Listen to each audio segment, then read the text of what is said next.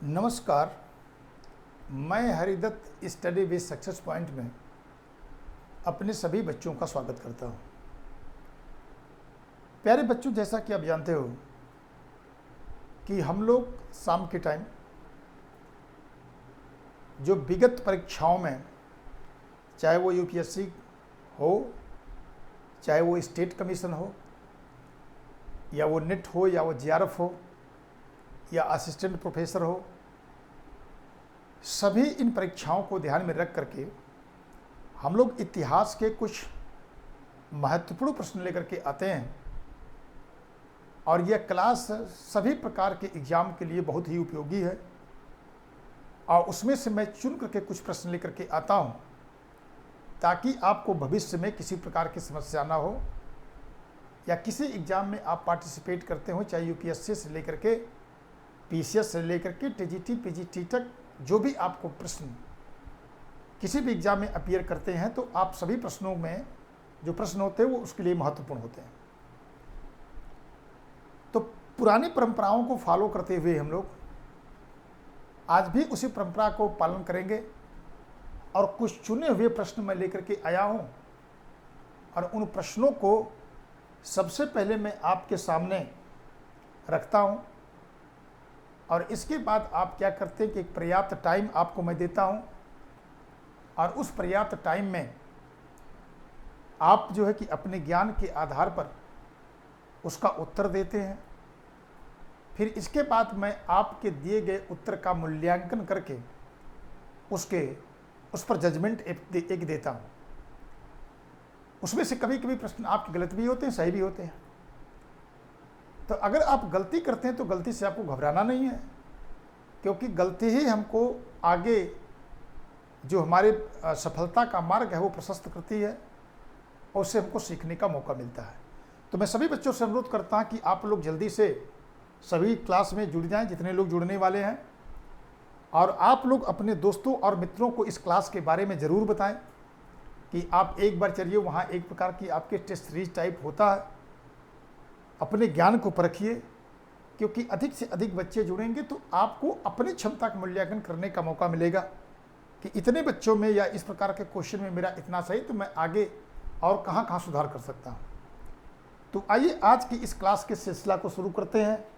आज देख रहे हैं कि हमारा प्रैक्टिस सेट का 31 है।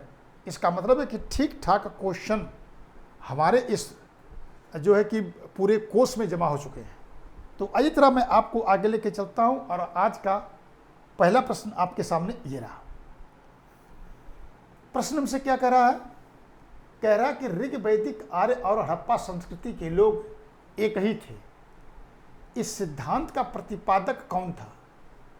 यानी इसका मतलब ये है कि मैं आपको ये प्रश्न जो आपको पूछने की कोशिश कर रहा है, अभी आप देखते हैं कि हड़प्पा सभ्यता और वैदिक आर्यों के बीच एक अंतर स्पष्ट किया जाता है, और उसमें ये बताया जाता है कि आर्य लोगों ने हड़प्पा संस्कृति पर आक्रमण किया, और आक्रमण करके उसको जो है कि तहस नहस किया। और उसमें जब हम लोग पढ़ेंगे आगे चलकर, तो उसके बारे में चर्चा मैं आपको करके बताऊंगा। व्हीलर का इस प्रकार का मत है, मार्टिमर व्हीलर और कुछ अन्य विद्वानों ने इस प्रकार की लेकिन एक इतिहासकार ये कह रहे हैं कि वैदिक, आर्य और हड़प्पा संस्कृति के लोग एक ही थे। इस सिद्धांत का प्रतिपादन किसने किया है? कह रहे कि आर एस शर्मा एक माने जाने इतिहासकार, रोमिला थापर माने जाने इतिहासकार, बीबी लाल माने जाने इतिहासकार, और एस डी संकालिया साहब हैं, ये भी माने जाने इतिहासकार हैं। तो जरा सभी लोग इसका उत्तर पहले हमको बताएं, और ये बताने की कोशिश करें कि इसका उत्तर क्या सही होगा। जब आपका उत्तर आ जाएगा तो आपके उत्तर के आने के बाद मैं इसकी व्याख्या करके आपको बताऊंगा, और इसमें जो है कि आपका उत्तर सही है या गलत है। तो पर्याप्त एक टाइम आप ले लीजिए, इत्मीनान से सभी लोग उत्तर देने की कोशिश करें। जितने भी बच्चे जुड़े हैं, आप उत्तर देने से घबराया मत करिए, क्योंकि अगर आप उत्तर देने से घबराएंगे तो समस्याएं आती हैं, क्योंकि गलती करेंगे तो सीखेंगे। तो मेरा ख्याल है कि अब आपको पर्याप्त टाइम मिल गया है, और हम लोग देखते हैं कि ऋग, वैदिक, आर्य और हड़प्पा संस्कृति के लोग एक ही थे, ये किसने कहा था। तो इसका आज के पहले प्रश्न का जो सही उत्तर होगा वो आपका होगा सी, अर्थात बीबी लाल ने क्या किया था कि इसके बारे में चर्चा किया था और बताए थे कि हड़प्पा सभ्यता और आर्य संस्कृति के लोग एक ही थे। लेकिन विद्वान इस बात पर सहमत नहीं है, क्योंकि मूलतः जो है कि इस संस्कृति हड़प्पा संस्कृति को आगे बढ़ाने का जो काम है वो आप देखेंगे द्रविड़ लोगों की महत्वपूर्ण भूमिका उसमें देखी जाती थी। भूमध्य सागरीय जनजाति के लोग जो थे उसमें वो भूमध्य रेखी, तो उनके बारे में चर्चा की जाती है। और इसके बाद आर्य जो है कि आप देखेंगे कि मध्य एशिया के थे। लेकिन मैं यहाँ आपको बता दूँ कि अभी दिल्ली विश्वविद्यालय क्या कर रहा है, इस बात की जांच कर रहा है। दिल्ली विश्वविद्यालय इस बात की जांच कर रहा है और उसकी एक वैज्ञानिक आधार पर इसको जांचने की कोशिश हो रही है कि क्या वाकई में हड़प्पा सभ्यता और आर्य संस्कृति के लोग एक ही थे। तो कुछ नए वैज्ञानिक शोध इस पर किए गए हैं, वैज्ञानिक शोध इस पर किए जा रहे हैं। और उसमें अगर देखा जाए तो जो जीन है उस जीन के आधार पर, उसको सिमिलरिटी के आधार पर इस बात को प्रूव करने की कोशिश की जा रही है।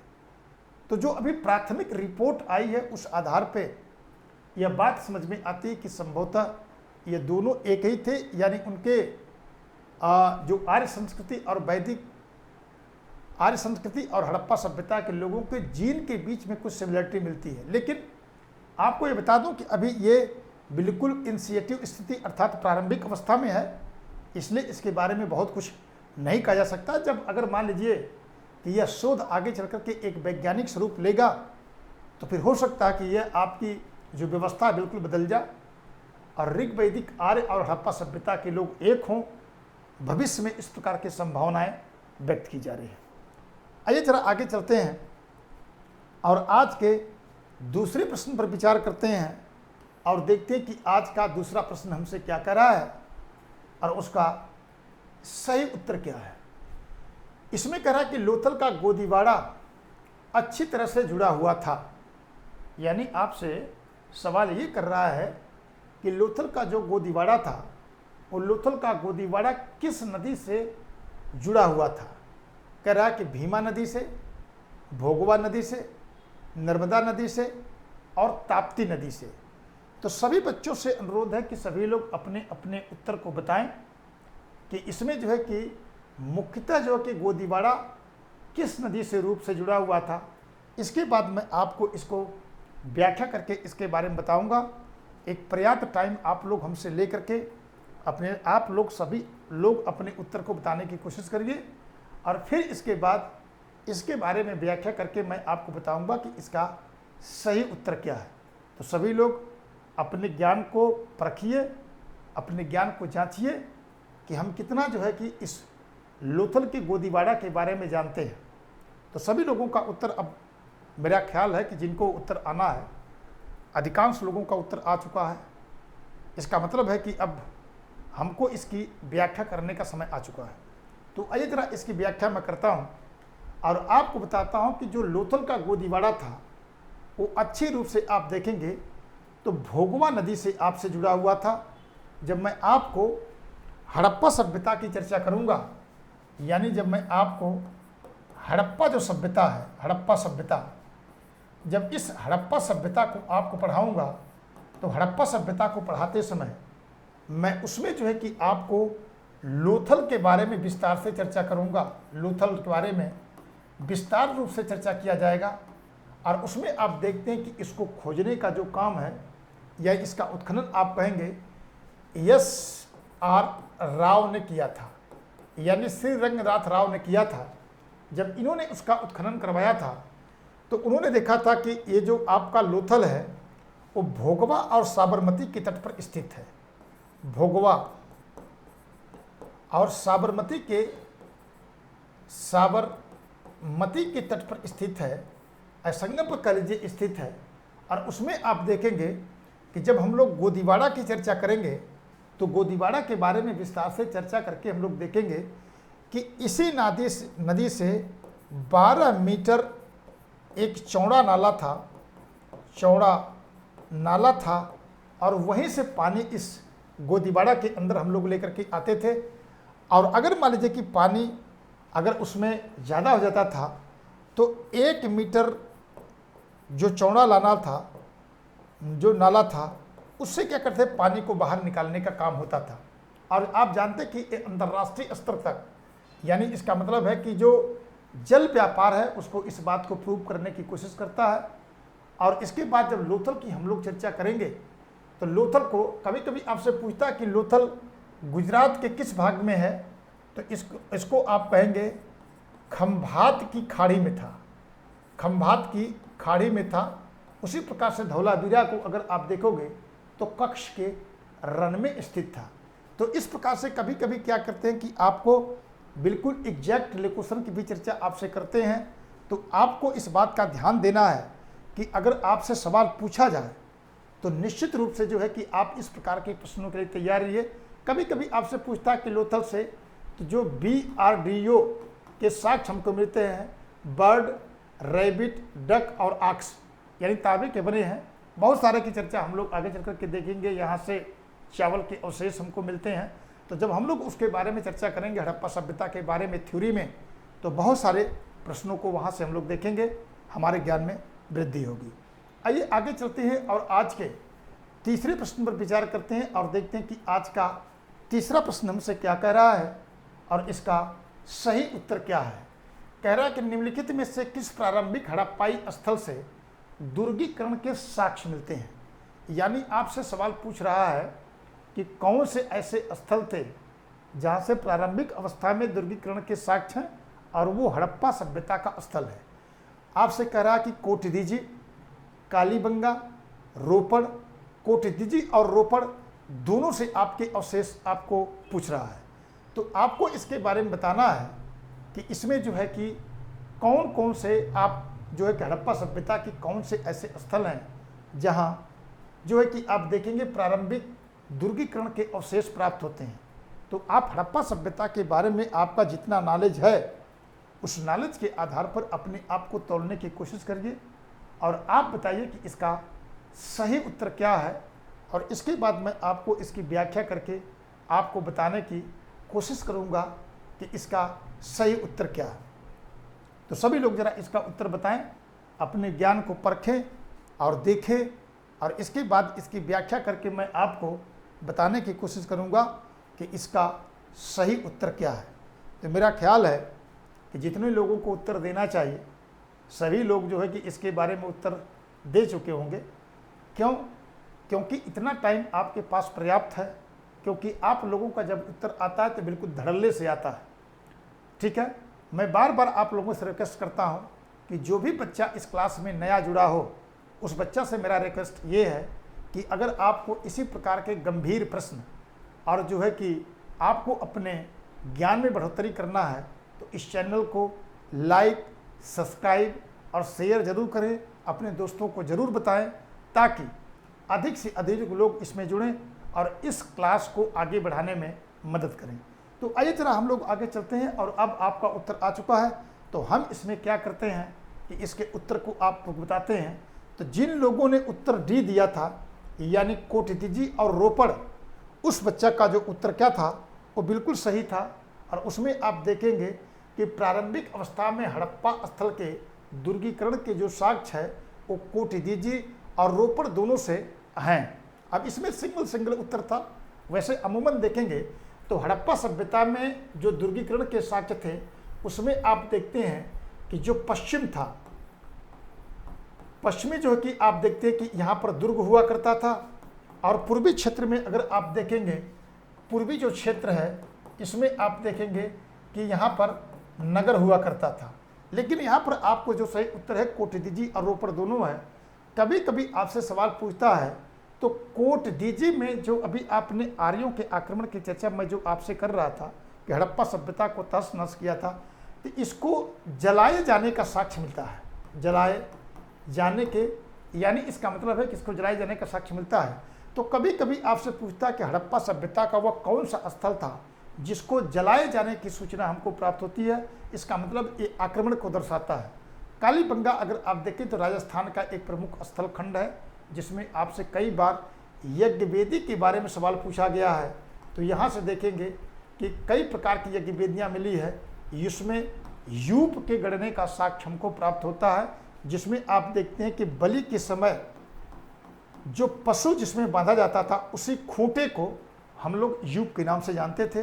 रोपड़ में आप देखते हैं कि पंजाब में है और इसमें मानव के साथ कुत्ते के दफन किए जाने का साक्ष्य है। तो कई बार सवाल आपसे यहाँ पर पूछा गया है, तो इसका मतलब है कि अब आप इसके बारे में इसको नॉलेज आपको मिल गया होगा। आइए ज़रा आपको आगे लेके चलता हूँ और आज के चौथे प्रश्न पर हम चलते हैं और देखते हैं कि चौथा प्रश्न हमको क्या कह रहा है और उसका सही उत्तर क्या है। कह रहा है कि ऋग्वेद में किस मंडल का प्रथम सूक्त प्रायः किसी देवता के लिए है। यानी इसका मतलब है कि जो प्रथम सूक्त है उसमें आपको बताना है कि वो किस देवता को समर्पित है, यानी अग्नि को, इंद्र को, मित्र को, इसमें से कोई नहीं। तो आप लोग अपने ज्ञान के आधार पर इसको बताने की कोशिश करिए कि इसका सही उत्तर क्या है। फिर आपको मैं इसके बारे में व्याख्या करके आपको बताऊंगा कि इसका सही उत्तर क्या है। तो सभी लोग अपने ज्ञान को परखिए, सभी लोग अपनी योग्यता को समझने की कोशिश करिए और इसी प्रकार से नए नए प्रश्न अगर आपको प्राप्त करना है तो निश्चित रूप से आपको स्टडी विद सक्सेस पॉइंट से जुड़ना पड़ेगा। और इसके बाद जितने भी बच्चे नए जुड़ रहे हैं उन सभी बच्चों से अनुरोध है कि इस चैनल का प्रचार प्रसार आप लोगों के हाथ में है, पूरी कमान आप लोगों के हाथ में है। तो आप लोग अधिक से अधिक जुड़िए भी और अपने ज्ञान का विस्तार करिए और इसके बाद आने वाले एग्ज़ाम में बेहतरीन उत्तर दे करके अपने नाम को, मेरे नाम को, संस्था के नाम को सफल बनाने की कोशिश करिए, ताकि जो है कि यह संस्था आगे बढ़ कर के एक मुकाम को हासिल कर पाए। आइए, इसका मतलब है कि अब आप लोग इसके बारे में जितना आपको उत्तर देना होगा आप लोग उत्तर दे दिए होंगे। चूँकि उतना सोचने का पर्याप्त टाइम आपको मिल चुका है, तो मैं आशा करता हूं कि अधिकांश लोगों का जिनकी हिम्मत पड़ रही होगी वो उत्तर अपना दे चुके होंगे। तो आइए जरा इसकी मैं व्याख्या करता हूं। अगर हम ऋग्वेद के प्रथम मतलब कि सूक्त की चर्चा करें तो वह अग्नि देवता को समर्पित है। अधिकांश इसमें इंद्र की चर्चा भी कर रहे होंगे। तो स्वाभाविक चीज़ है कि अगर आप ऋग्वेद के जो है कि मंडल में प्रथम सूक्त की चर्चा आप करेंगे तो आपको पहला जो सूक्त है वो अग्नि को समर्पित है। तो आज के पहले प्रश्न का जो उत्तर आप देखेंगे अग्नि है। जैसा कि आप देखते हैं कि ऋग्वेद का सबसे प्रमुख देवता कौन था? इंद्र था। और इसके लिए आप देखेंगे 250 सूक्त लिखे गए हैं। दूसरा जो सबसे महत्वपूर्ण देवता है वो अग्नि है और इसमें आप देखेंगे यह 200 सूक्त इसके लिए लिखा गया है। लेकिन अगर आपसे पूछेगा कि ऋग्वेद का प्रथम सूक्त किसको समर्पित है, तो किसको समर्पित है? अग्नि को समर्पित है। दोबारा इस प्रकार की गलती ना हो कि इंद्र के ऊपर आप दाव लगाएं। पहला अग्नि क्यों समर्पित है? सबसे प्रमुख देवता आपको कौन सा था? इंद्र था। आइए अब आपको आगे लेके चलता हूं और आज के पांचवें प्रश्न पर विचार करते हम लोग हैं और देखते हैं कि पांचवा प्रश्न हमसे क्या कह रहा है और इसका सही उत्तर क्या है। तो कहता है कि बृहदारण्यक उपनिषद में अजातशत्रु कहाँ का राजा था, कहाँ का राजा कहा गया है। यानी जब आपको मैं एक लेक्चर लेने वाला हूँ उपनिषदों के बारे में, क्योंकि उपनिषद आपको एक महत्वपूर्ण टॉपिक है और उससे जो है कि बहुत बार सवाल आपसे पूछे जाते हैं। तो मैं एक लंबी क्लास 2 घंटे की एक मैराथन या बड़ी क्लास आपको उपनिषदों के बारे में चर्चा करके लूँगा। तो सब लोग बताइए कि ये कहाँ के थे। मतलब उपनिषदों में बृहदारण्यक उपनिषद में अजातशत्रु को कहाँ का राजा बताया गया है? काशी का, कौशल का, अंग का और मगध का। तो जरा इसके बारे में चर्चा करके आप लोग बताइए, अपने ज्ञान को तराशिए। अब इसको बताइए, फिर इसकी व्याख्या करके आपको बताऊंगा।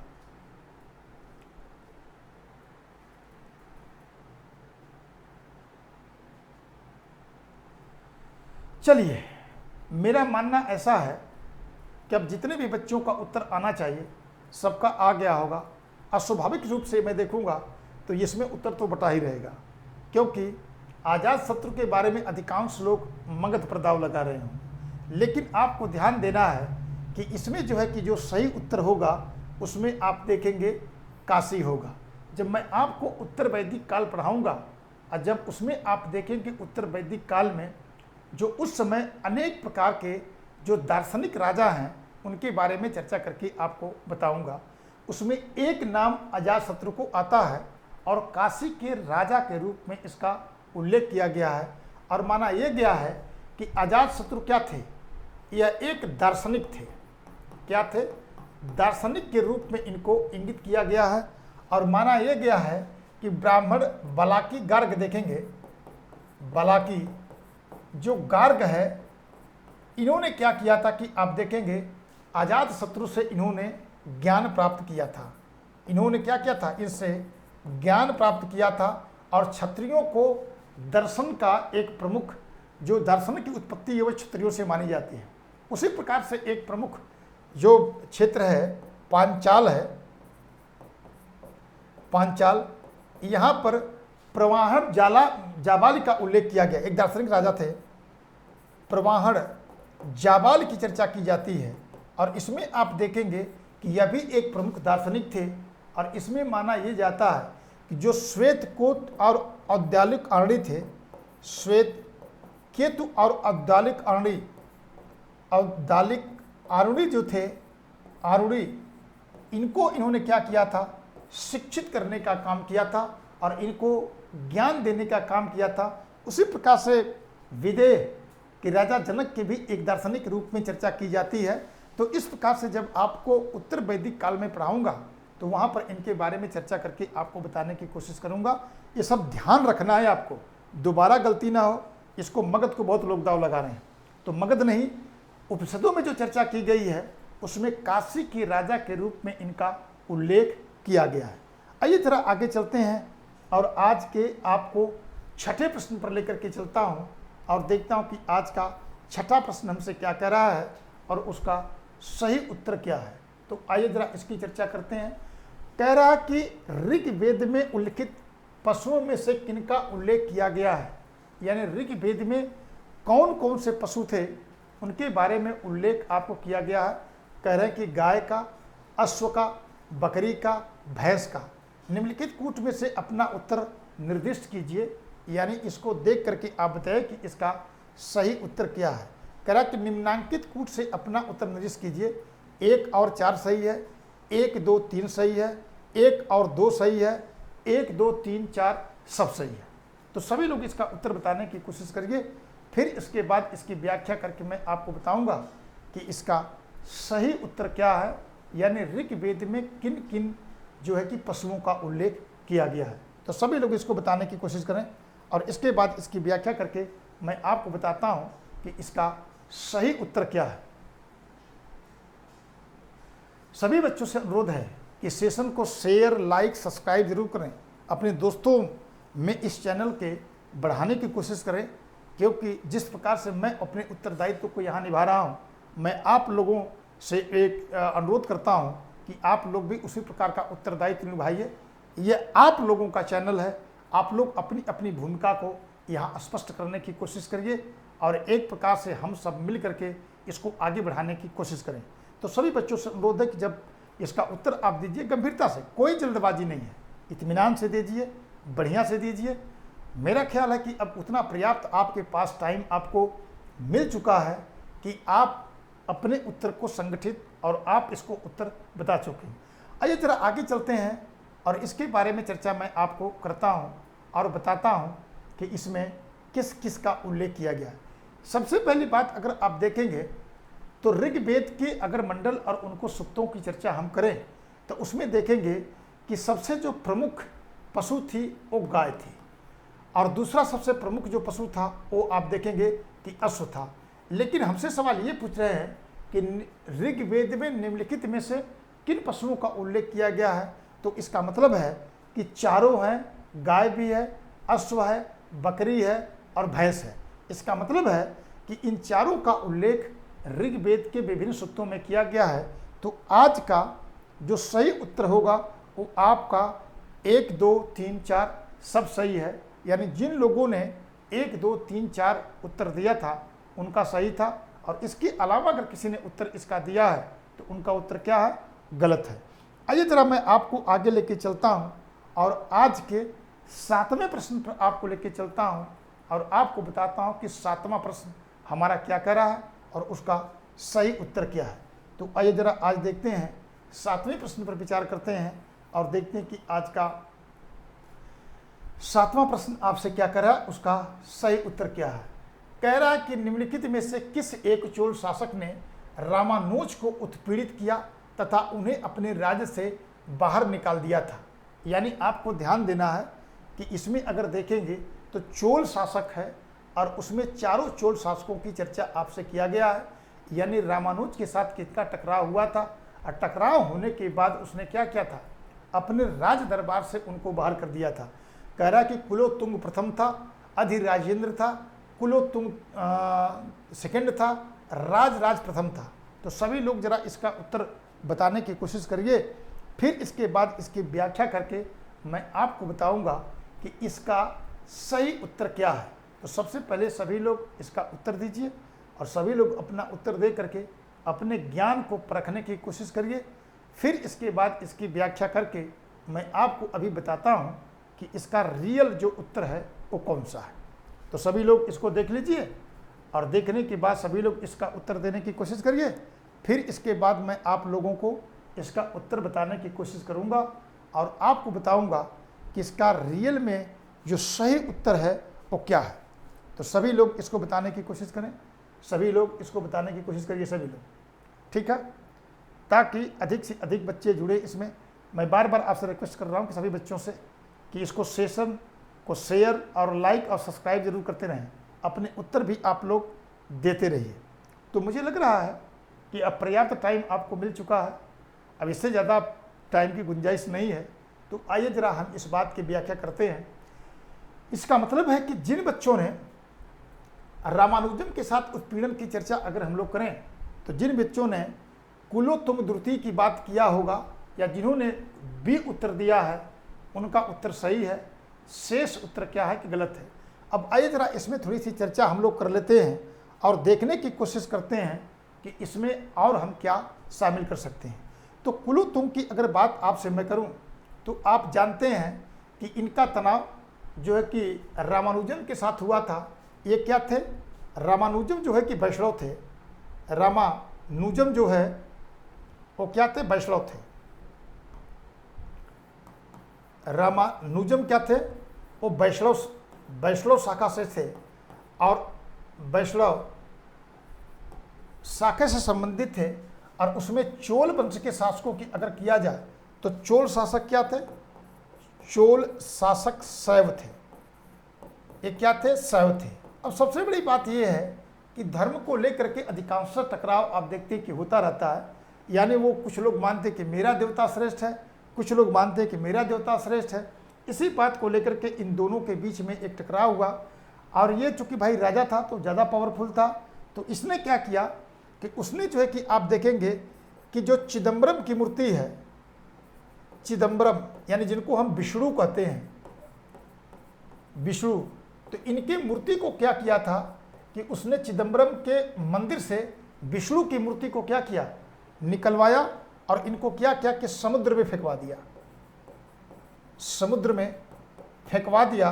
और इसके बाद फेंकवा दिया और इस प्रकार से देखेंगे तो शैव धर्म का कट्टर समर्थक के रूप में माना जाता है। और रामानुजम को जब हम लोग भक्ति आंदोलन पढ़ेंगे तो भक्ति आंदोलन के एक प्रमुख संत के रूप में इनको जाना जाता है। और इनके बारे में अगर हम लोग समझने की कोशिश करें रामानुजम के बारे में तो वेदांत सार, वेदांत दीप और वेदांत संग्रह अनेक प्रकार की पुस्तक लिखे हैं। विशिष्टाद्वैतवाद इनका जो है कि आप देखेंगे जो इनका वाद है। और इस प्रकार से देखा जाए तो एक महत्वपूर्ण संत के रूप में थे। और जब मैं आपको भक्ति आंदोलन पढ़ाऊंगा तो उस समय इनके बारे में विस्तार से चर्चा करूंगा और इनके बारे में आपको बताने की कोशिश करूंगा कि इनका भक्ति आंदोलन में किस प्रकार का स्थान है। तो आइए जरा आगे चलते हैं और आज के 8वें प्रश्न पर हम लोग विचार करते हैं और देखते हैं कि आज का 8वां प्रश्न हमसे क्या कह रहा है और उसका सही उत्तर क्या है। तो आइए जरा 8वें प्रश्न पर चलते हैं। कह रहा कि निम्नलिखित में से कौन सा एक युग्म सही सुमेलित नहीं है। इसका मतलब है कि जब इस प्रकार के प्रश्न आते हैं तो सबसे पहले मैं आपसे कहता हूं कि आप लोग उनको घेर दिया करिए ताकि किसी प्रकार की कोई दिक्कत आपको न हो इनका उत्तर देने में। तो करा कि निम्नलिखित में से कौन सा युग्म सही सुमेलित नहीं है। तो इसका मतलब है कि 3 इसमें से सही होगा, एक कोई गलत होगा। यानी देखिए कि क्या कह रहा है, कह रहा कि मदन वर्मा चंदेल, यानी इसका मतलब ये है कि आपको एक तरफ राजा दे रहा है, एक तरफ राजवंश दे रहा है, और आपसे वो पूछ रहे हैं कि इसमें से कौन सी बात गलत है। तो मदन वर्मा चंदेल, सिंधुराज चाहमान, वाकपत मुंज परमार, चंद्रदेव गढ़वाल। तो जरा सा इसका उत्तर सभी लोग बताइए, अपने ज्ञान के आधार पर इसको परखिए, देखिए और देखिए कि आपका ज्ञान इसमें क्या कह रहा है और किसके ऊपर आपकी ज़्यादा जो है कि जोर जा रहा है कि यही उत्तर मेरा सही होगा। तो जरा सभी लोग इसका उत्तर बताने की कोशिश करिए, फिर इसके बाद इनकी व्याख्या करके मैं इसको बताऊंगा कि कौन सा शासक किस राजवंश से संबंध था और कौन इसमें गलत है। तो सभी लोग अपने अपने उत्तर को बताइए, अपने अपने ज्ञान को तरसिए और फिर मैं आपको इसके बारे में आपको व्याख्या करके आपको बताऊंगा कि इसका सही उत्तर क्या है। तो सभी लोग अपने अपने ज्ञान को तराशिए और अपने अपने ज्ञान के आधार पर उत्तर देने की कोशिश करिए और एक पर्याप्त टाइम ले लीजिए।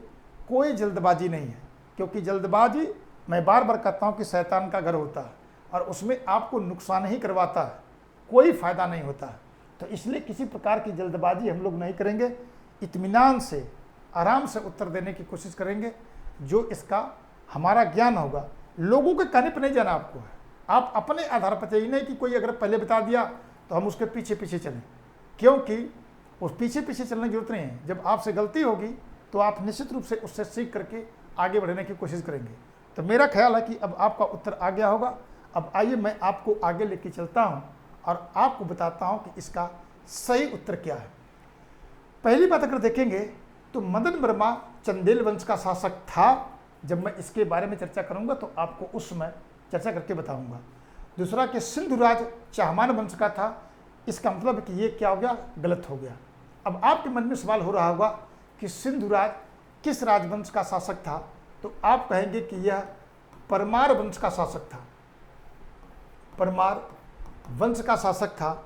और इसके बाद आप देखेंगे कि कुमार शशांक इसकी क्या थी, कुमार शशांक इसकी उपाधि थी।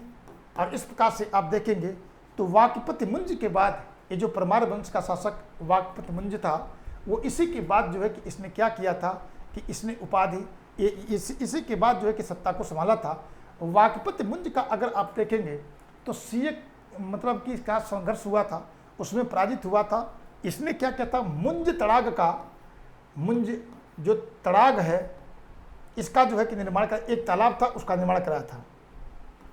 तड़ाग का इसने निर्माण करवाया था, तड़ाग का निर्माण करवाया था।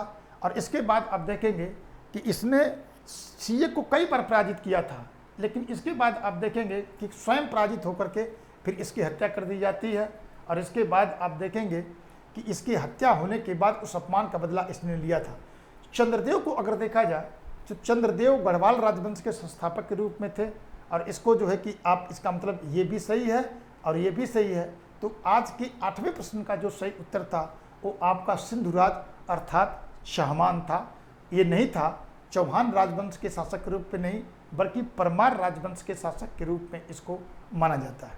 आइए जरा आगे चलते हैं और आज के 9वें प्रश्न पर विचार करते हैं और देखते हैं कि आज का 9वां प्रश्न हमसे क्या कह रहा है और इसका सही उत्तर क्या है।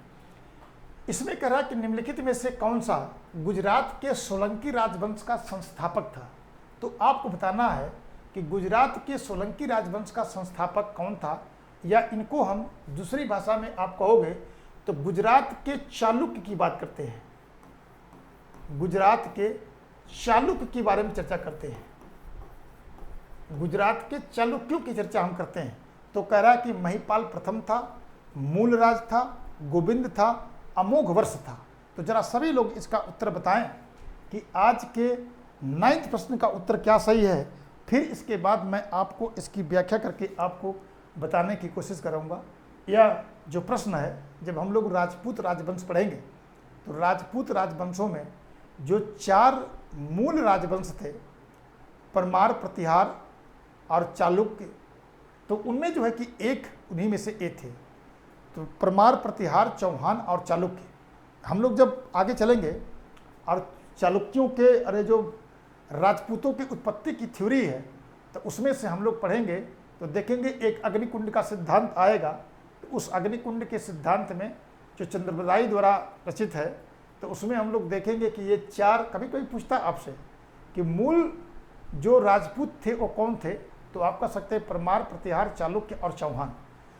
तो इसका मतलब है कि आप लोगों का अब पर्याप्त उत्तर आ चुका होगा। और आइए मैं इसकी व्याख्या करता हूँ, इसमें कौन था। तो इसमें इसका जो उत्तर होगा वो बी, यानी मूल राज जो था वो सोलंकी राजवंश का संस्थापक था, या गुजरात के चालुक्यों के संस्थापक के रूप में माना जाता। किसको?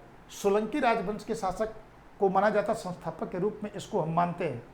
और इसमें आप देखेंगे कि जो इसके उत्तराधिकारी हैं, इसी के उत्तराधिकारियों के रूप में आप देखेंगे कि आगे चल के जो महमूद गजनबी का आक्रमण गुजरात पर होता है और गुजरात पर होने के बाद सोमनाथ के मंदिर को लूटा जाता है। तो मैं एक बात जो चर्चा करके आपको अभी बता रहा था कि उसमें मूल जो राजपूत है, मूल राजपूत जो कई बार आपसे सवाल पूछा गया है, उसमें कौन है? परमार, कई बार सवाल पूछा गया है। दूसरे हैं प्रतिहार, तीसरे हैं चौहान और चौथे हैं चालुक्य। तो ये 4 राजवंश हैं जिसको मूल राजपूत राजवंश के रूप में स्वीकार किया जाता है। तो आपको अगर देखा जाए तो इसका मतलब ये है कि 9th प्रश्न का जो सही उत्तर क्या था, वो मूल राज था। और इसके बाद हम लोग जब पढ़ेंगे तो एक बार तो महमूद गजनबी के मन में आया था कि गुजरात की जलवायु को देख करके बड़ा प्रभावित हुआ था और सोचा कि एक यहीं पर राज्य को स्थापित करने की कोशिश करते हैं। तो आगे हम लोग जब चर्चा करेंगे तो इसका मतलब है कि इसके बारे में विस्तार से चर्चा करेंगे और देख करके एक एक राज्य शासकों को जो महत्वपूर्ण होंगे उनके बारे में चर्चा करके हम लोग देखने की कोशिश करेंगे। आइए जरा आपको आगे लेके चलता हूं और आज के 10th प्रश्न पर हम लोग विचार करते हैं और देखते हैं कि आज का 10वां प्रश्न हमसे क्या कह रहा है और उसका सही उत्तर क्या है। कह रहे हैं कि मार्को पोलो जिसने 13वीं शताब्दी के अंतिम दशक में भारत की यात्रा की थी, उसकी राष्ट्रीयता क्या थी? यानी मार्को पोलो की जो मूल निवासी है वो कौन सा था, इसके बारे में आपको बताना है। कह रहा कि डच था, यानी डच था। दूसरा कह रहा कि इटालियन था। तीसरा कह रहा कि स्पेनिश था और डी कह रहा कि पुर्तगाली था। यानी अगर देखा जाए तो मार्को पोलो के बारे में चर्चा करके आपसे पूछ रहा है, तो आप लोग मार्को पोलो के बारे में आप बताने की कोशिश करिए कि मार्को पोलो मुख्यतः किस देश का निवासी था। तो आपको इसके बारे में आपको बताना है। तो आप अपने ज्ञान के आधार पर देखिए और मुझे बताइए कि मार्को पोलो मूलतः कौन सा यात्री था और कहाँ का मूल निवासी था।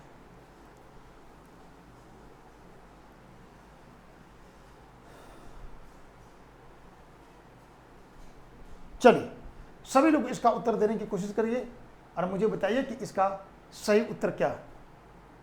सभी बच्चों से अनुरोध है कि सभी बच्चे जो है कि सेशन को शेयर, लाइक, सब्सक्राइब जरूर करते रहें। जितने बच्चे अगर नए आते हैं तो सभी बच्चों से मेरा अनुरोध है कि आप चैनल को सब्सक्राइब जरूर करें, क्योंकि चैनल को सब्सक्राइब करोगे तो इसका नोटिफिकेशन मिल जाएगा। और इसी चैनल के नाम से मेरा अपना क्या टेलीग्राम चैनल है, स्टडी विद सक्सेस पॉइंट के नाम से। तो मैं सभी बच्चों से अनुरोध करता हूं कि आप लोग उस चैनल के साथ जुड़ने की कोशिश करिए। मैं आगे चल करके उस पर बहुत से ऐसे PDF और आपको देने वाला हूं, ताकि उस चैनल से जुड़ करके आप उसका बेनिफिट उठाने की कोशिश करिए। तो मेरा ख्याल है कि सभी बच्चों का, जितने लोगों का उत्तर आना चाहिए उनका उत्तर आ चुका होगा। आइए इसकी व्याख्या मैं करता हूं कि मार्को पोलो मुख्यतः जो है कि किस देश का निवासी था, कब उसने भारत की यात्रा किया था। तो सबसे पहले अगर देखा जाए तो मार्को पोलो जो है कि इटालियन यात्री था।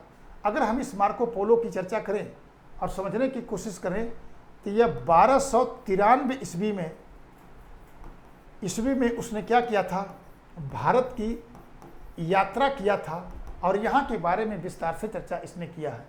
अब दूसरा प्रश्न आपसे ये पूछ सकते हैं कि 1293 में इसने भारत की यात्रा किया था, तो किस के राज दरबार में आया था? तो आप कहेंगे पांड्य राजवंश के जो शासक थे, पांड्य राजवंश का जो शासक थे, जिसको हम कुलशेखर पांड्य के नाम से जानते थे, कुलशेखर पांड्य के नाम से जानते हैं, इन्हीं के दरबार में इसने यात्रा किया था। और यहाँ पर जब आया था तो यहाँ के समृद्धि के बारे में, यानी पांड्य राजवंशों की समृद्धि के बारे में चर्चा किया है। इसके किसके बारे में? समृद्धि के बारे में इसने चर्चा किया है। इसका मतलब ये है कि यहाँ की समृद्धि की विस्तार से चर्चा करता है। और इसके बाद हम देखते हैं कि भारत की समृद्धि की चर्चा, अब जितने भी यात्री आते थे सारे यात्री भारत के समृद्धि की विस्तार से चर्चा करते थे। तो उसी में आप देखिए कि मार्को पोलो भी एक यात्री था और उसने क्या किया था कि आकर के विस्तार से इसकी चर्चा किया है। और इसका सही जो उत्तर था वो आपका सी था।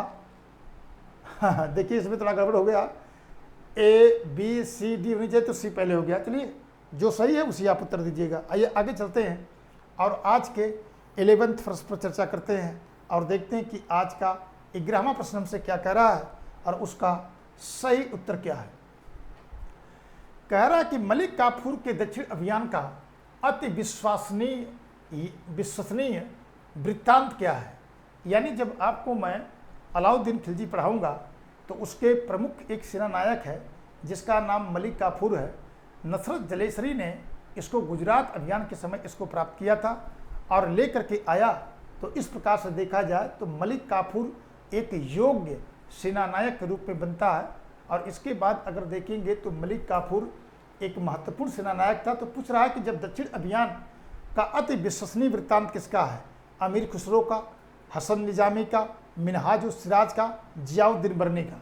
तो सभी लोग इसका उत्तर देने की कोशिश करिए और इसके बाद इसका उत्तर जो सही होगा उसकी व्याख्या करके मैं आपको बताने की कोशिश करूंगा कि इसमें सबसे जो विश्वास पात्र, यानी इसका मतलब कि जिन्होंने लिखा है उनके उस रचना पर व्याख्या या उनके ऊपर विश्वास किया जा सकता है कि उन्होंने जो कुछ लिखा लगभग सही लिखा है, वो कौन से इतिहासकार है, उन्हीं के बारे में चर्चा करके आपको बताना है। तो मेरा ख्याल ये है कि अब आपका जितना उत्तर आना चाहिए उतना आ गया होगा, क्योंकि इसमें कुछ है नहीं विशेष। मैं इसके पहले भी चर्चा करके आपको बता चुका हूँ कि विश्वसनीयता की अगर बात किया जाए तो सबसे जो विश्वास पात्र अगर हम देखेंगे तो मैंने कहा कि उसमें कौन है? अमीर खुसरो हैं। अमीर खुसरो जो है कि आप देखेंगे कि वो अलाउद्दीन खिलजी के, आपको इसके पहले भी व्याख्या करके मैं बता चुका हूँ, निजामुद्दीन औलिया के एक सूफी संत भी थे और निजामुद्दीन औलिया के शिष्य के रूप में थे। और इसके पहले मैं चर्चा आपको करके बताया हूँ कि जो अलाउद्दीन खिलजी था, अलाउद्दीन जो खिलजी था उसके बारे में मैंने आपको बताया था कि उसमें जो है कि खजाइनुल फतू जो इनकी रचना है, खजाइनुल फतू जो अगर आप देखेंगे फतू जो इनकी रचना है उसमें आप देखते हैं कि अलाउद्दीन खिलजी के सैन्य अभियानों के बारे में आप देखेंगे उसमें विस्तार से चर्चा की गई है। और इन सैन्य अभियानों की चर्चा करते हुए अगर आप देखेंगे तो उसमें यह बताया गया है कि उसके कम से कम 15 वर्षों का विस्तार से उन्होंने चर्चा किया है और बताने की कोशिश किया है। और इनका मानना क्या था कि जब मलिक काफूर दक्षिण भारत पर आक्रमण किया था तो दक्षिण भारत पर आक्रमण करके ये क्या किया था, ये पांड्यों को राजधानी को भी जीतने में सफल रहा था। और मानते हैं कि रामेश्वरम तक इसने सैन्य अभियान किया था। अनेक इतिहासकार हैं, उसमें इब्न बतूता भी है, बर्नी भी है, तो सभी लोग चर्चा करते हैं। और उसमें बर्नी इस बात की चर्चा करता है कि यहाँ से जब मलिक काफूर ने सैन्य अभियान किया था तो इतना अधिक धन पाया था, यानी 96,000 मन सोना को उसने लिया था। मैंने कहा ना कि बर्नी की खासियत है कि एक बढ़ा चढ़ा के बात करने में बहुत पारंगत व्यक्ति है, तो उसने इस प्रकार की बात की चर्चा करता है। और इब्न बतूता कहता है कि इसने जो है कि रामेश्वरम तक आक्रमण करके वहाँ पर एक मस्जिद का निर्माण भी कराया है। किसने? मलिक काफूर ने। लेकिन सवाल हमसे पूछ रहा है कि इसमें जो है कि सबसे जो है कि विश्वास पात्र वृत्तांत किसका है, तो आप कहेंगे अमीर खुसरो का है। आइए जरा आज के अगले प्रश्न पर चलते हैं और आज के 12वें प्रश्न को देखते हैं। कि ब्राह्मण प्रश्न हमसे क्या कह रहा है और उसका सही उत्तर क्या है। कह रहा कि निम्नलिखित सुल्तानों में से किसका जैन विद्वानों से घनिष्ठ संबंध था। यानी आपको बताना है कि सल्तनत काल का वह कौन सा सुल्तान था जिसका जैन विद्वानों से घनिष्ठ संबंध था। वैसे ये प्रश्न बहुत आसान है और आप लोगों को प्रश्न पढ़ने के बाद ही इसका उत्तर मिल गया होगा। कह रहा कि कुतुबुद्दीन ऐबक थे, और फिर कह रहा कि बलबन थे, कह रहा कि अलाउद्दीन खिलजी थे, और चौथा कह रहा कि मोहम्मद बिन तुगलक थे। तो जरा सभी लोग इसका उत्तर बताने की कोशिश करिए कि इसमें से कौन सा उत्तर सही है और इसका सटीक और सही उत्तर क्या है। तो सभी लोग इसको बताने की कोशिश करिए, फिर इसकी व्याख्या करके मैं आपको बताता हूँ कि इसका सही उत्तर क्या है।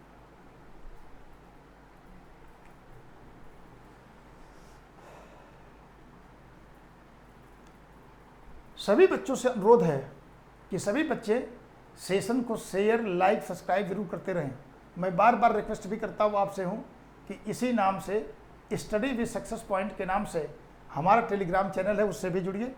और वहाँ पर आने के पहले मैं सभी वीडियो को आपको भेज देता हूँ और कौन सी क्लास चलने जा रही है, तो सभी लोग उस क्लास को देखें और उससे जुड़ने की कोशिश करें ताकि उसका बेनिफिट आप उठा पाएँ। तो सभी बच्चों से अनुरोध है कि आप लोग इसका उत्तर देने की कोशिश करिए। वैसे आपका जो उत्तर है वो बिल्कुल अब आ गया होगा और अधिकांश लोगों का जान ही रहे कि उत्तर सही है। तो इसका मतलब है कि इसका सही उत्तर क्या है, मोहम्मद बिन तुगलक है। तुगलक के बारे में अगर देखा जाए तो वो अन्य सुल्तानों की तुलना में कट्टर नहीं था।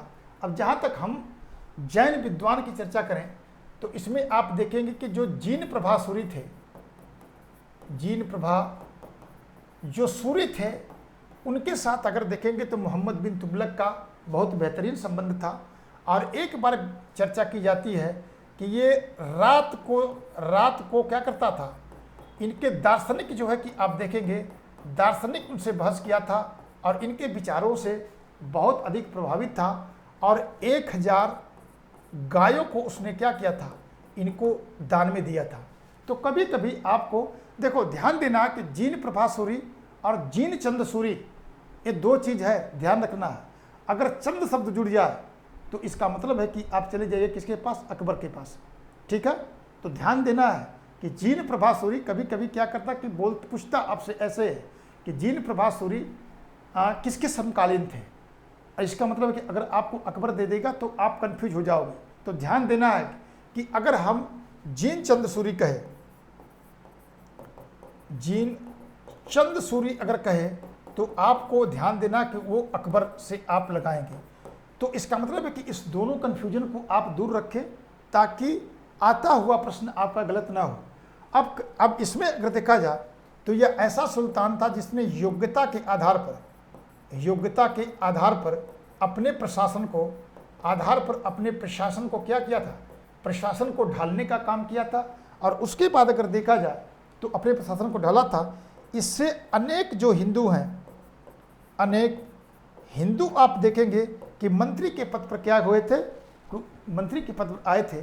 जब आपको मोहम्मद बिन तुगलक की चर्चा मैं करूंगा और इनको पढ़ाऊंगा तो उसमें जो है कि अनेक प्रकार के मंत्री और राज्यपालों और इसके बाद अनेक प्रकार के प्रशासनिक पदों पर नियुक्त की व्यक्तियों की बात उस समय आपसे मैं करूंगा। तो उसकी विस्तार से चर्चा करके आपको बताने की कोशिश मैं आपसे करूंगा। तो ध्यान देना है कि जब थ्योरी की क्लास चलेगी तो ये सारी बातें वहाँ पर आएगी। ये तो जानते हैं कि एकदम रक्त और नस्ल पर आधारित था। वैसे इसको अगर देखा जाए तो इसके बारे में चर्चा हम लोग कर चुके हैं कि वो कहता है कि साहब शक शरीयत से मेरा क्या लेना देना, मुखिसुद्दीन से बात करते समय मुझे जो उचित लगता है मैं वही काम करता हूँ। अब अंतिम समय में अल्लाह मुझे क्या देगा, मुझसे इस बात का फ़र्क नहीं पड़ता है। यानी इसका मतलब अपनी सुविधा के अनुसार पूरी प्रशासनिक व्यवस्था को लागू करने की कोशिश कौन करता है, अलाउद्दीन खिलजी करता है। तो आइए थोड़ा आगे चलते हैं और आज के 13वें प्रश्न पर विचार करते हैं और देखते हैं कि आज का 13वां प्रश्न हमसे क्या कह रहा है और उसका सही और सटीक उत्तर क्या है। कह रहा है कि ब्रिटिश भारत में रेलवे की उपयोगिता पर किसने कहा था कि ब्रिटिश भारत में रेलवे की कोई उपयोगिता नहीं है, या दूसरे की पत्नी को अलंकृत करने जैसा है। यानी इसका मतलब है कि रेलवे की आलोचना की गई है और उसमें ये बताया गया कि अनायास ब्रिटिश सरकार जो है कि इस प्रकार की चीज़ें कर रही है। उसमें कह रहे कि दादा भाई नौरोजी हैं, D.E. वाचा हैं, G.B. जोशी हैं, बाल गंगाधर तिलक हैं। तो जरा सभी लोग इसके बारे में चर्चा करके मुझे बताएं और उसमें आप बताने की कोशिश करिए कि किसने इस प्रकार की बात को कहा है, यानी ब्रिटिश भारत में रेलवे की उपयोगिता, किसने कहा कि ब्रिटिश भारत में रेलवे की उपयोगिता नहीं है या दूसरे की पत्नी अलंकृत करने जैसा है। तो आपको उत्तर इसका बताना है और उसमें 4 नेताओं की चर्चा की गई है और उसी के आधार पर आप व्याख्या करके बताएंगे तो आपको इसका बेनिफिट आपको मिलेगा।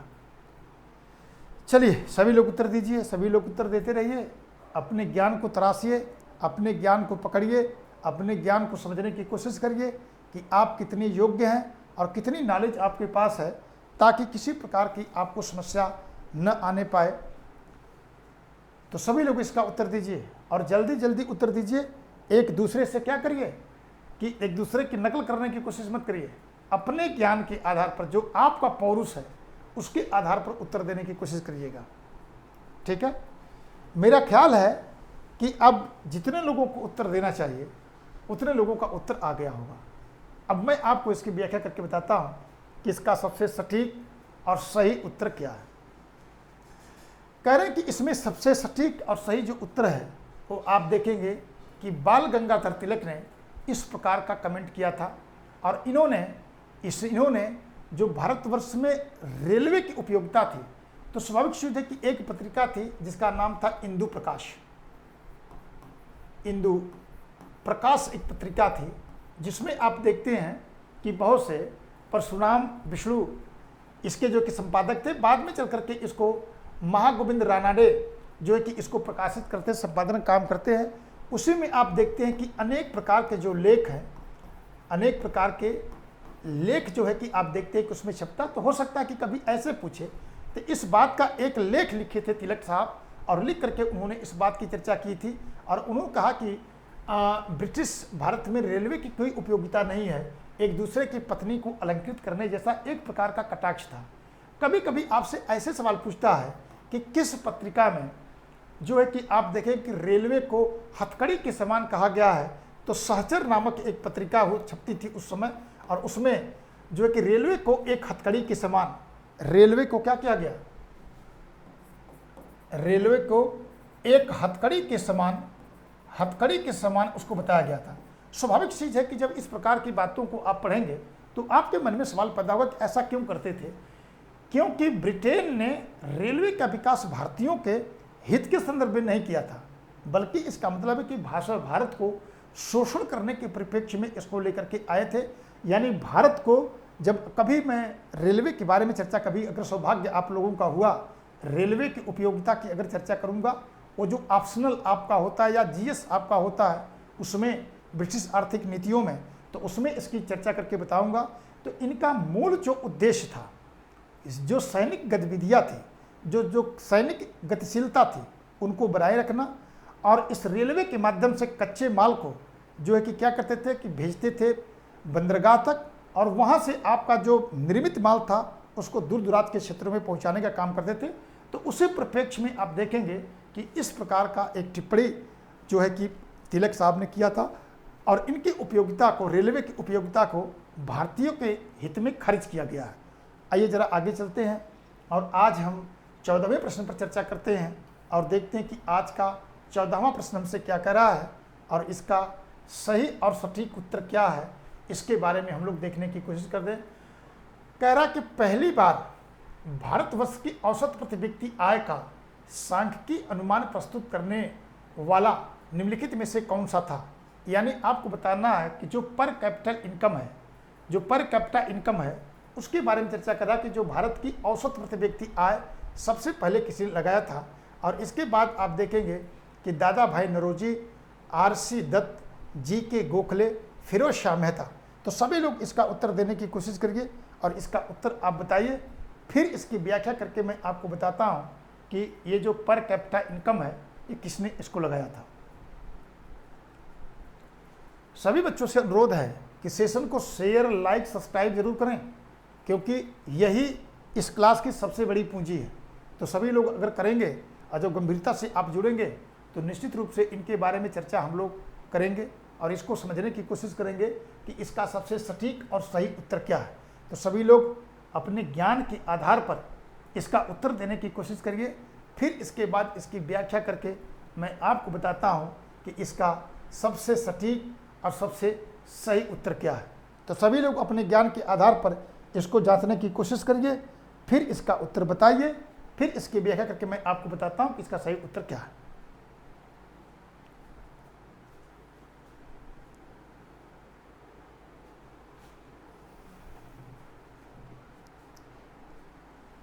जितने बच्चों का उत्तर आना चाहिए, मेरा ख्याल कि सबका उत्तर अब आ गया होगा, अब किसी का उत्तर बचा नहीं है। तो आइए जरा हम लोग देखते हैं कि इसका सबसे पहले अनुमान किसने लगाया था। तो सबसे सटीक जो उत्तर इसका है वो सटीक उत्तर आपका है दादा भाई नौरोजी। अभी आपको पीछे मैं इसके बारे में करा चुका हूँ और आपने देखा था कि poverty British rule in India इन्होंने एक पुस्तक लिखी थी और उसकी चर्चा मैं कर चुका कि 1901 में इन्होंने किया था और भारत के धर्म निर्गमन सिद्धांत को उन्होंने इसको प्रस्तुत करने की काम की कोशिश की थी। लेकिन चूंकि सवाल औसत प्रति व्यक्ति आय से पूछ रहा है तो उसमें आप देखेंगे कि मैंने आपको बताया था कि 1867 और 68 में अगर आप देखेंगे तो दादा भाई नौरोजी एक लेख लिखते हैं इंग्लैंड डेट टू इंडिया, और इंग्लैंड डेट टू इंडिया लिख करके और उसमें जो है कि भारत के शोषणवादी प्रवृत्ति को उजागर करते हैं और उसमें वो बताने की कोशिश करते हैं कि ब्रिटिश सरकार के द्वारा भारत को शोषण किया जा रहा है। उसी में क्या करते हैं कि वो बाद में चल करके पर कैपिटल इनकम या प्रति व्यक्ति आय को उन्होंने क्या किया, व्यक्त करने की कोशिश किया। और इसमें देखेंगे जो पर कैपिटा इनकम है उसमें उन्होंने उस समय 20 रुपया जो है कि वार्षिक इन्होंने बताया था। तो हो सकता है कि कभी आपसे ऐसे भी पूछे, कभी आपसे ऐसे पूछे, ये सवाल पीछे हम लोग कर चुके हैं। तो इसका मतलब है कि पहली बार जो शोषणवादी प्रवृत्ति थी यानी भारतवर्ष से धन का जो ड्रेन थ्योरी है उस ड्रेन थ्योरी को उन्होंने इंग्लैंड डेट टू इंडिया में दिया था। आरसी दत्त की चर्चा मैंने आपसे किया था, the economic history of India इन्होंने लिखी थी और उसी प्रकार से दादा भाई नौरोजी की तरह इन्होंने क्या किया था, इसको भी इन्होंने प्रचारित करने का काम किया था और भारतवर्ष में शोषणवादी प्रवृत्ति को उन्होंने अपने लेख के माध्यम से अपनी पुस्तक में उजागर करने का काम किया था। तो आइए जरा आगे चलते हैं और आज के 15वें प्रश्न पर विचार करते हैं और देखते हैं कि आज का 15वां प्रश्न आपसे क्या कह रहा है और इसका सही उत्तर और सटीक उत्तर क्या है, इसके बारे में हम लोग जांचने की कोशिश करेंगे। तो कह रहा कि निम्नलिखित में से कौन सा एक 19वीं सदी के पूर्वार्ध में उभरे यंग बंगाल आंदोलन के पीछे प्रेरणा था। आपको बताना है यंग बंगाल मूवमेंट के बारे में। कह रहे हैं कि राजा राम मोहन राय, बी कह रहे हैं कि माइकल मैक्सूदन दत्त, सी कह रहे हैं कि राधा कांत देव और डी कह रहे हैं कि हेनरी विवियन डेरोजियो की चर्चा कर रहे हैं। तो जरा सभी लोग इसका उत्तर बताने की कोशिश करें और सभी लोग इसका उत्तर बताएं कि इसका सबसे सटीक और सही उत्तर क्या है। फिर इसकी व्याख्या करके मैं आपको बताता हूं कि इसका सबसे सटीक और सही उत्तर क्या है। तो सभी लोग जरा इसका उत्तर बताएं। यंग बंगाल मूवमेंट की चर्चा कर रहा है।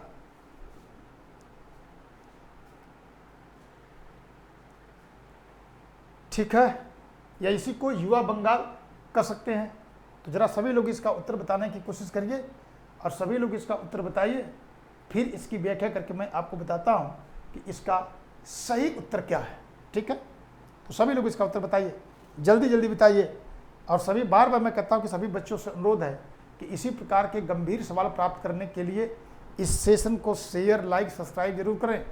और मैं इसको भी बताता हूं कि इसी नाम से टेलीग्राम चैनल है, आप उससे जुड़िए ताकि आते समय आपको वीडियो मिल जाए। अगर मान लीजिए किसी कारणवश लिंक में देरी हो तो कम से कम आते समय मैं आपको बता दूं तो आप उसके बारे में निश्चित रूप से आप इसको। चलिए आइए आगे चलते हैं और देखते हैं कि इसका सही उत्तर क्या है। तो अगर इसको हम लोग देखें तो जो यंग बंगाल मूवमेंट की आंदोलन की बात कर रहे हैं तो इसका मतलब है कि इसमें देखा जाए तो इसका सबसे सही और सटीक जो उत्तर है हेनरी विवियन डेरोजियो हैं। और ये देखेंगे कि यह मुख्यतः जो कि आगे जो राजा राम मोहन राय थे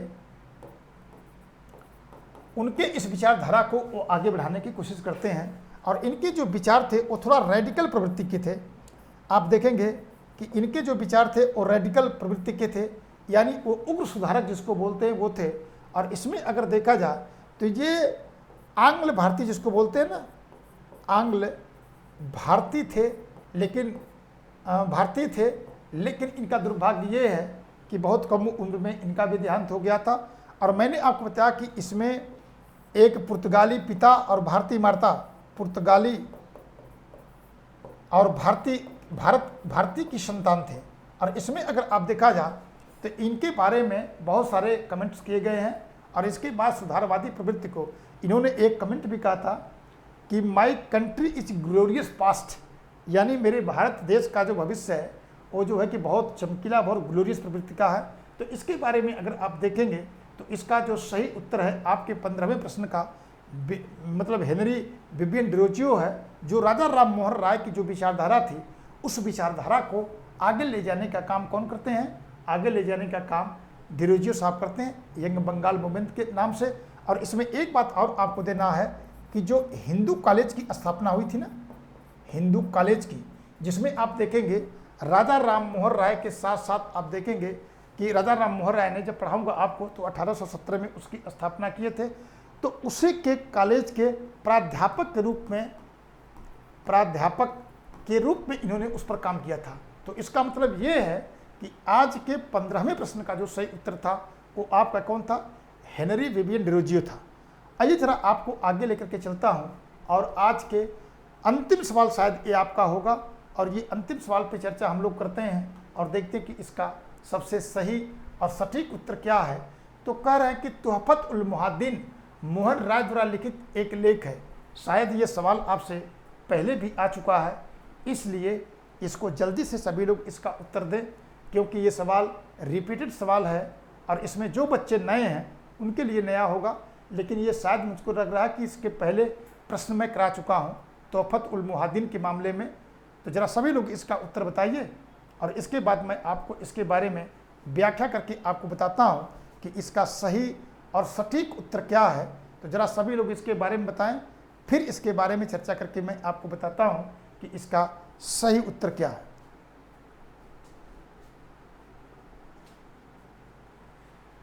चलिए, मेरा ख्याल है कि इसका मतलब है कि आप लोगों का उत्तर अब आ चुका होगा। और इसका मतलब है कि इसका सही उत्तर अगर देखा जाए तो इस पर मूर्ति पूजा पर एक लेख के रूप में है। और इसको मैंने ज्ञान का आईना इसका जो है कि हिंदी में ट्रांसलेट आप करोगे तो होगा। और मैंने आपको इसके बारे में भी चर्चा करके बताया था कि अगर तुहफत उल मुहाद्दिन को देखा जाए तो इसकी जो आप भूमिका देखोगे ना, भूमिका, तो भूमिका किस रूप में थी? भूमिका आप देखोगे कि अरबी भाषा में है। और इसके बाद अगर पुस्तक को आप देखोगे तो ये पुस्तक किस रूप में है? पुस्तक अगर आप देखोगे तो फारसी में है। किसमें है? फारसी में है। और जब मैं आपको राजा राम मोहन राय को पढ़ाऊँगा तो राजा राम मोहन राय को पढ़ाते समय मैं आपको इसके बारे में विस्तार से चर्चा करूँगा। सती प्रथा की बात तो आप देखते हैं कि उन्होंने बहुत बड़ी भूमिका निभाई थी और कुलीनवाद या पुरोहितवाद का बहुत जोरदार खंडन किया था। अब विधवा पुनर्विवाह, चूँकि आप देखेंगे इनको भारत के पुनर्जागरण के पिता के रूप में भी माना जाता है। और इनमें कई प्रकार की संस्कृतियों का एक प्रकार का वास है, यानी पश्चिमी संस्कृति से भी परिचित थे और भारत की संस्कृति अपनी तो थी ही, लेकिन वो किसी के पिछलग्गू नहीं थे।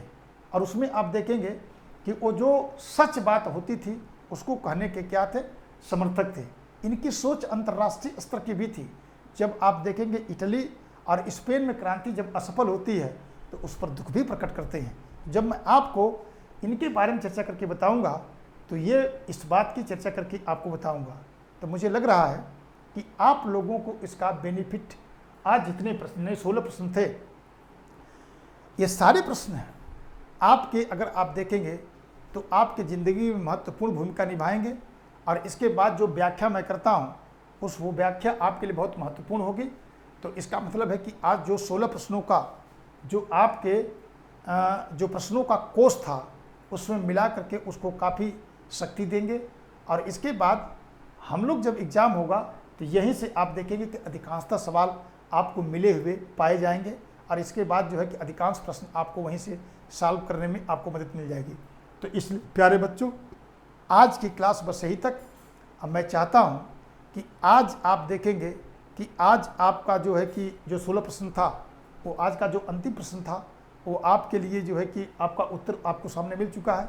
तो अब मैं चाहता हूँ कि आप लोगों से विदा लो, और आप लोगों को इसी के साथ मैं आपको बहुत बहुत धन्यवाद देना चाहता हूँ।